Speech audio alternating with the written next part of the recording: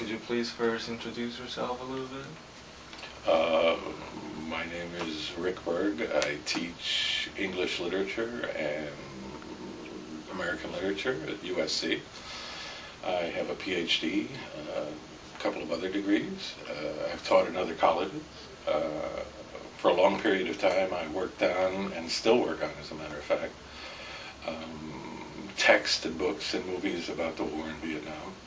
So, as a matter of fact, I've been doing that since around 1979. Mm-hmm. Right after the war? Huh? Right after the war? Yeah, actually, right after the war. Mm-hmm. We put together a conference in 1980 that brought together, it was one of the first conferences actually on the war in Vietnam. We brought together a group of people to talk about it, which ultimately got turned into an edition of an academic journal and then turned into a book. Yeah. So yeah, I've been dealing with this stuff for a while. So, how come you were like serving in the army, then back becoming a teacher, like teaching literature? You know. Okay, is that two questions? That's How come I was serving, or how come I went from one to the kind other? of transforming your Okay. role, like. Gotcha. Well, let me see. My history in terms of the military is that I was drafted into the Marine Corps, which needs to be noted everywhere. And I was drafted because of all of what goes on in the United States during the 60s about the draft and who was draftable and stuff. I had quit high school when I was in the 9th grade and had been working for years, and those are the guys they drafted, partially, in the wrong neighborhood. And when I got into the military, I said, well, there are other things I can do with my life, and maybe I can go to school when I get out, but I wasn't very serious about it. And then when I went to Vietnam, I guess I became more serious about it, because at some level I really wanted to know, almost naively, why I was being shot at. So it kind of turned me from being, well, maybe I'll go to school when I get out because I can do that, to now I really want to go to school. And then when I went to school, I wasn't going to be a political scientist or historian, but I was interested in culture and literature and stuff like that. So I went to UC Irvine and lucked out. It was at the right place at the right time. So I ended up with a degree in literature, which allowed me to investigate kinds of cultural production, which I'm assuming is what you guys are dealing with in your course at some level. So yeah, and I don't know. I hate to say that I went to college because I was in a war zone. That's not the point. But what it did was, actually I can remember the afternoon when I was being shot at, but it actually made me a little bit more serious about the kinds of things that I didn't know and I wanted to know. You know, yeah. So that's the straightest answer I have. You know, but again, it's not this. I went to the war dumb and decided to go to college. It just changed my attitude towards college. Mm-hmm. So is that the greatest influence on you about the war? Wait, are you asking me, is the war the greatest influence on me, or is that the greatest influence in terms of the war? Yeah, the second one. Yeah. And was it? No. I mean, there are all sorts of things that have come about because of my relationship, not simply to the war and combat and being in Vietnam, which in many ways are kind of like three different things. Uh, and there are other things, some really negative, some much more positive, some about how you change your perspective and how you change your perspective about the world. I mean, being there and then coming back and being part of the '60s and coming from where I did, it just changed the way I began to see the world. Not drastically changed the way I saw the world, changed the way I saw but the things in the world, and forced me to kind of want to think about these things at exactly the same time that it traumatized me. it left me with all sorts of things that is not as bad as some other guys, but you end up with kind of post-traumatic stress syndrome. So these things, these things are that. So there's I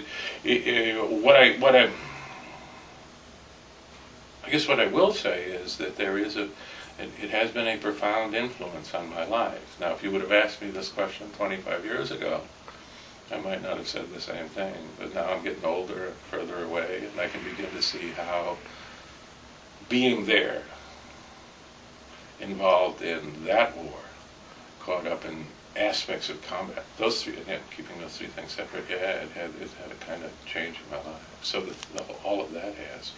Going to school, so that's much. Does that make sense? Yeah, sure. And what kind of specific memory left, in the war zone? What kind of specific ones? You want 1? You want 2? You want 9? Let's talk about top 3. Yeah, I was thinking about that when you guys came over. The first thing is that I was thinking about this yesterday. I forget all sorts of things. I forget what time I got here. I forget what lunch is. I forget what room I'm in. I forget what I did yesterday. I can't remember what classes I taught. But this is a kind of terrible cliche. But it is true. There's things that went on over there that I remember as vividly as if it happened 2 days ago. And I'm not talking simply about the most traumatic events in a firefight, and I was in not a lot. I was in probably far fewer than it sounds like, 1 or 2 maybe, but or in the midst of combat, or in the midst of something where it's pure panic or something. Now, other things that I remember, which are just which are absolutely remarkable that I even remember them. And I remember dreams that I had over there. And they're as vivid. Now we're talking. I was in Vietnam in 1968, which is, I think, before you guys were born. Definitely. And I still remember dreams that I had over there, and as vivid as if I had them yesterday. Although they're now now certain memories are getting really ragged at certain ends, but so some of the. Was that about a war in the dream? No, it's actually the one that I remember is actually not. It was about coming back. You're talking about not remembering dreams? Yeah. I actually don't remember dreaming about the war while I was in the war. Yeah. I remember dreaming about the war when I got back, and for a long period of time, I used to have a nightmare that was.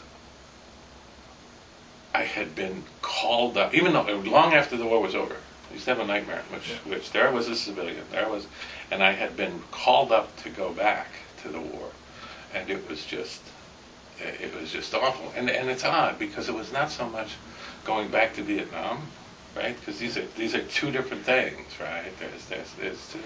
It wasn't as if I was dreaming to go back to Vietnam. I was dreaming to go back to the war. So it's here that I started dreaming about it. I don't remember dreaming about it there. No, some of the things I remember, I was thinking about, because your professor told me about this, and I was kind of thinking about the things I've told people before about the war. But things that stay are not simply the war stories, and those are there. I can tell you a couple of those if you're interested. But there's also other things, though, because I was well, let's not dramatize this too much. I was in a place called Marble Mountain, which is about 5 miles south of Da Nang, maybe 8 miles south of Da Nang, and it's on a beach. So you're talking to a guy that never saw a jungle. If you were to say Vietnam had jungles, I'd say no, Vietnam had beaches. That's all. That's what I know about it, right? And it's now, I guess, a resort area. From what I've heard, that it's now a resort area. So I was on this beach, and we were at a relatively more or less safe area compared to what other guys had done over there. What happened to me was like an afternoon sometime here at USC, walking over, right? So it was an odd place that I was at. So I remember stealing. It's a bad thing because it's a cliche from a movie. I wrote a story once about how a friend